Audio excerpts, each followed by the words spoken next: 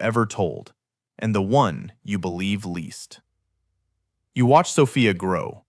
You teach her to ride a bike in the quiet street outside the house. You coach her t-ball team one spring because no other parent will. The other fathers shake your hand and have no idea who you are. You like those mornings more than any money you ever made. They are the closest you ever come to being just a man. You go to her recitals. You sit in the audience next to Elena and clap like any other father. Then you fly out the next morning and become the other man. The compartments hold, most days. There is one job you take that you wish you hadn't. The target is younger than you expected. You do it anyway because half the money is already gone. You stop sleeping right for a month. The work gets cleaner and the nights get longer. You start drinking one glass of something to fall asleep, then two. You stop before it becomes a third habit you can't control.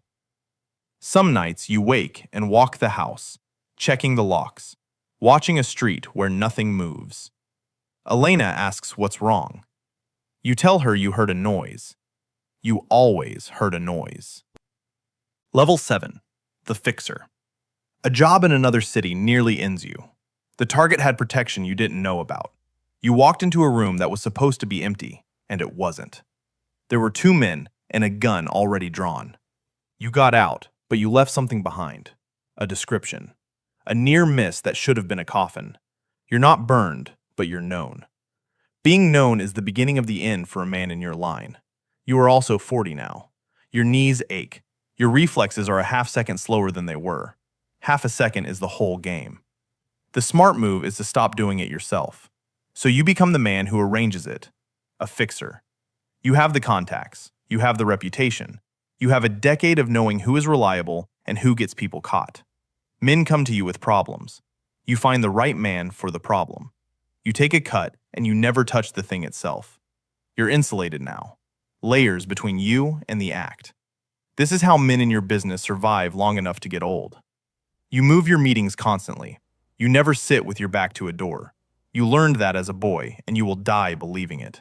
Old habits are the only thing in this life that ever kept their promises. You train younger men the way no one trained you. You teach them patience. You teach them to plan. You teach them to be forgettable. You teach them that the work they think makes them powerful will hollow them out. You build a list in your head of who is steady and who will break. You are almost always right. Reading men is the only skill that ever truly kept you alive. You teach a younger man named Diego everything you know. He is talented and impatient, the worst combination. You warn him. He nods. He does not hear you. You will read about him in the news 2 years later. They don't listen. You didn't listen either. You watch some of them get caught. You watch some of them disappear. You feel less than you should. You noticed that about yourself a long time ago. Sophia is 14 now. She started looking at you differently. Teenagers see things. She finds a phone you forgot to destroy. She doesn't understand what it means, only that it doesn't fit. She asks you once what you really do. You lie to her face. She knows you're lying. Something changes in the house after that. The distance starts as a crack and becomes a wall. Level 8. The Broker. You're not just fixing local problems anymore. Your network has grown beyond anything you planned. You connect people across cities, across states, across countries. A cartel in the South needs something handled in the North. A businessman overseas needs a problem solved here. You are the man who knows the man. You sit at the center of a web of violence you almost never have to touch. Your hands stay clean while your name moves through rooms you'll never enter. You manage dozens of relationships. You manage egos and debts and grudges between men who would kill each other given the chance.